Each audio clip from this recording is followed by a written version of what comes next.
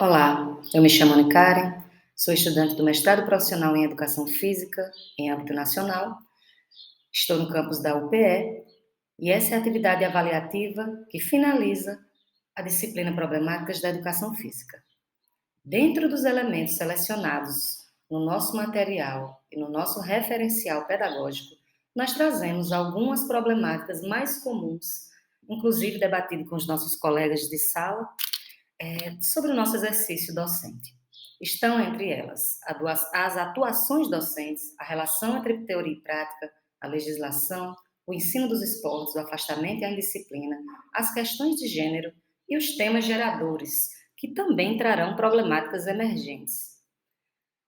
O mais importante de nós sabermos sobre este trabalho é que todos esses temas estão completamente interconectados. Então, para a definição da atividade, eu selecionei apenas alguns conectivos, mas nós sabemos que, na realidade, todos esses tópicos conversam entre si, dependem uns dos outros, derivam uns dos outros, corroboram, ocasionam situações uns para os outros e também encontramos possibilidades de superação nas sugestões trazidas pelos autores. Nas atuações docentes, nós tivemos a não aula, a aula de conteúdo exclusivista tradicional e a aula renovadora. Essa não aula, como eu selecionei aqui, é tratado pelos autores como o abandono pedagógico. Aquele momento em que o professor, talvez por não compreender a identidade da educação física, talvez justamente por estar atrelado às práticas de sua formação anterior, tanto estudantil quanto profissional, e diversas outras situações, ocasionavam apenas a presença do professor em sala de aula e não exatamente o exercício pedagógico. As aulas de conteúdo exclusivista e tradicional, elas também têm raízes e ligações diretas,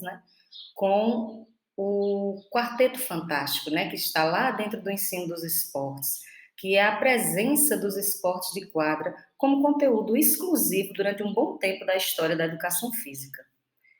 Então, as condições objetivas de trabalho, a cultura escolar, sua relação com a disciplina e as disposições sociais do professor também são situações que influenciam diretamente se o professor, pelo menos nos momentos atuais,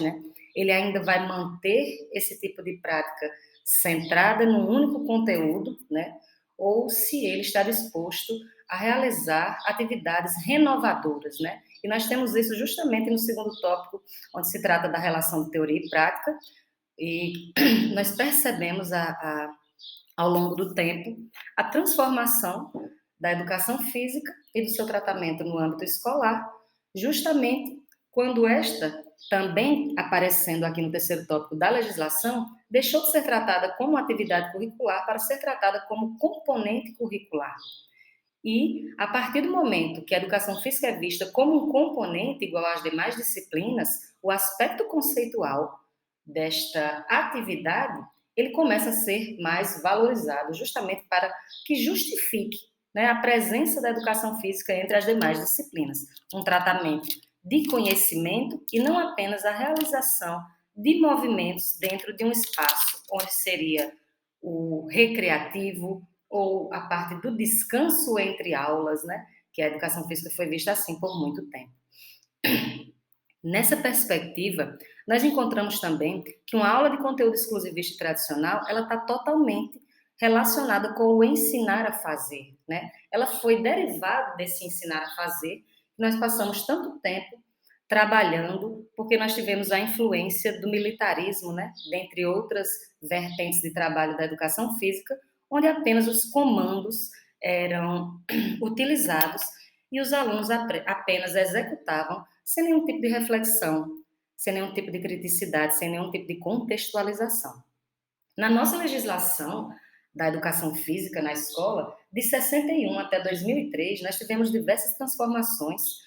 que influenciaram completamente a participação ou a não participação dos estudantes nessas aulas, como, por exemplo, as dispensas, que acabavam causando a exclusão do estudante do processo pedagógico. Isto quando existia e quando existe, porque nós precisamos falar do presente, essa atividade realmente sistematizada realizada pelo professor. Então, nós tivemos uma educação física que desconsiderava a questão de pessoas mais velhas, a presença dos alunos em aula no ensino noturno, as mulheres que tinham filho, e nós tivemos transformações nesse sentido que foram benéficas, mas ainda nos dias de hoje nós encontramos as problemáticas relacionadas às possibilidades e às brechas deixadas por essa dispensa, né? Essa possibilidade de que o aluno não realize a prática. Então, pelo menos o termo prática, né, facilitou a ideia de que o aluno precisa estar presente no ambiente pedagógico, ele precisa se envolver na aula e cabe ao professor fazer com que ele consiga a participação nestas atividades, mesmo que ele, por algum motivo de saúde, algum tipo de condição física, não permita que ele realize as experimentações corporais da aula. Nós temos também, no ensino dos esportes, né, que, como já foi falado, são as práticas que predominaram a educação física escolar por muito tempo, a ideia de ainda utilizar do ensinar a fazer e não do ensinar sobre o fazer, que a gente sempre, né, se conecta novamente com a relação entre teoria e prática. Então, o Quarteto Fantástico domina, né, os esportes de quadra com bola, vôlei, basquete, handebol e vôlei. Isso limita completamente a percepção dos alunos do conteúdo do esporte, de sua definição, de que ele tem muitas outras possibilidades a serem exploradas, como os esportes da natureza, como as próprias lutas, segundo a BNCC, podem ser tratadas dentro do conteúdo do esporte, né, dependendo do tratamento justamente que o professor dará a ela. Mas o que acontece? Nós ficamos com um problema central aqui, que normalmente vai interferir em vários desses outros tópicos, que são os alunos serem separados por aptos e inaptos. Isso vai causar diretamente, por exemplo, o que nós podemos trazer como conceito de indisciplina. Porque se nós temos uma aula onde os alunos são classificados e rotulados como pessoas que são capazes e outros que não são capazes, pelo tipo de experiência e maturidade no desenvolvimento motor, nós com certeza teremos conflitos nessa participação, que farão com que os alunos queiram se afastar, não participarem, ou até mesmo prejudicar o andamento das aulas. E o que acontece também nessa parte de afastamento em disciplina é que os alunos motivados, no caso desmotivados, pela repetição de conteúdos e de aulas que focam justamente na execução dos gestos técnicos, eles acabam tendo um desinteresse, né? Porque as aulas ficam muito menos atrativas para aqueles alunos que estão tendo, por muitas vezes, o primeiro contato com estas atividades motoras, né? E no aspecto das questões de gênero, nós temos convenções sociais e culturais que são determinantes diretos de como as pessoas veem o masculino, o feminino, os gêneros e definições diferentes que estamos ainda aprendendo, né? Primeiro nós temos a diferença entre gênero, sexo e sexualidade, porque todas essas diretrizes, elas determinam a forma como nós nos relacionamos socialmente com o outro, com relação também aos aspectos biológicos, né, que eles não determinam e não definem exatamente quem são as pessoas com quem nós nos interessaremos para interagir socialmente, afetivamente, romanticamente ou sexualmente. E todas essas questões precisam fazer parte das aulas de educação física para que nós possamos garantir um ambiente completamente democrático para que meninas, meninos e quaisquer pessoas que se definam de formas completamente novas para nossa geração, principalmente, estejam lá para realizar as suas atividades de maneira equivalente, igual, com iguais oportunidades. Claro, oferecendo total abertura para debater as diferenças físicas, culturais, estruturais de cada ser humano, mas oferecendo a possibilidade de que todos eles participem do momento pedagógico de maneira igual, que é exatamente nas possibilidades de superação que nós vemos isso. Por exemplo, o reconhecimento e a valorização das diferenças intra e entre os sexos e o diálogo que potencialmente fomenta o redimensionamento das relações de gênero. Então, assim, Em todos os textos, os autores sugerem situações onde a gente pode estar superando esse tipo de elementos perturbadores do nosso processo de ensinar, de aprender, de avaliar e etc. Né? Como, por exemplo, essa parte onde os meninos, por exemplo, subestimam a participação feminina, onde os meninos estão acanhados para realizar uma aula de dança, né? Tudo isso também vai causar afastamento da disciplina. Tudo isso também vai entrar lá naquele modo de exclusão que a própria legislação garantiu, de certa maneira, através de suas leis iniciais.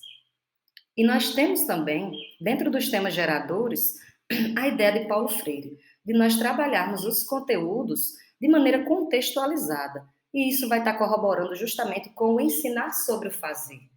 que também tem a sua definição como a de que o conceito deve versar sobre e com o movimento. Isso quer dizer que nós não devemos exatamente teorizar unicamente a educação física e privar os alunos da movimentação, da experimentação através do movimento, mas que nós com certeza precisamos fazer deste momento uma coisa completamente integrada e indissociada,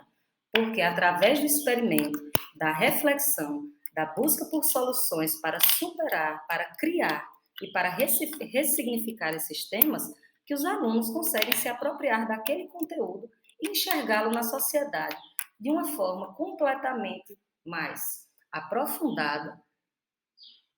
e única. Então, nós temos também, quando se trata de todos esses conectivos, a possibilidade de realizarmos uma aprendizagem colaborativa. E para que essa aprendizagem colaborativa iria servir, vamos dizer assim? Ela é uma possibilidade de superação justamente para esse trabalho do ensinar a fazer, né? Nós devemos realmente superar isto, essa ideia de separar alunos como aptos e inatos, essa ideia de que o treinamento que vença e a pedagogia que lute. Então, essa aprendizagem onde os alunos se responsabilizam pelo conhecimento, pelos processos uns dos outros, faz com que tanto eles exercitem os conteúdos que já têm, que já trazem de outros tempos, né, os alunos mais experientes, mais maduros em determinados temas,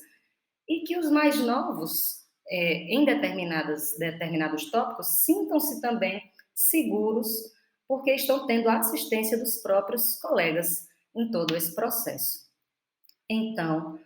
o que nós podemos fazer, né, para superar diversas dessas situações? Uma das possibilidades que nós trazemos aqui, quando a gente fala de problemáticas emergentes, a gente fala do tempo pedagógico, que é um problema estrutural da escola como um todo, mas que influencia diretamente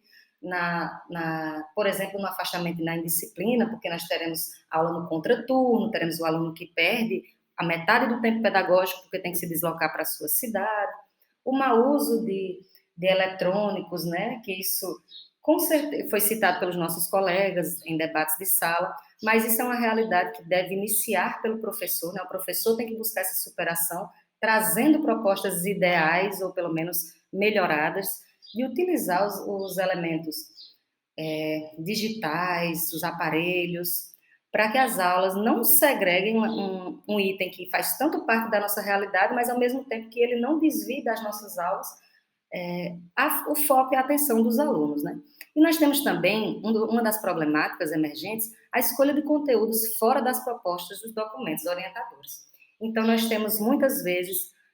professores que ainda se utilizam tanto da organização curricular ao longo do ano letivo, como de suas avaliações, sem nenhum tipo de conhecimento dos documentos orientadores. E a possibilidade de superação é justamente que nós procuremos esses tipos de documentos para que nós saibamos se estamos colaborando com o projeto de escola, com o projeto de sociedade, com o projeto político-pedagógico que a nossa instituição, que o nosso Estado, seja qual for o órgão que nos direciona, né, ao qual estamos inseridos, e estejamos andando harmoniosamente com todas essas propostas pedagógicas, né, dentro das aulas de educação física também. Então, gente, esse foi o meu trabalho. Eu espero que todos nós possamos viver uma educação física refletida, crítica, significativa, onde nós possamos indicar aos nossos alunos todas as possibilidades, o máximo de possibilidades que nós temos com os elementos da cultura corporal, onde eles aparecem, por que foram construídos, como são modificados e de que forma nós podemos colaborar justamente para participar da transformação constante desses elementos. Obrigada.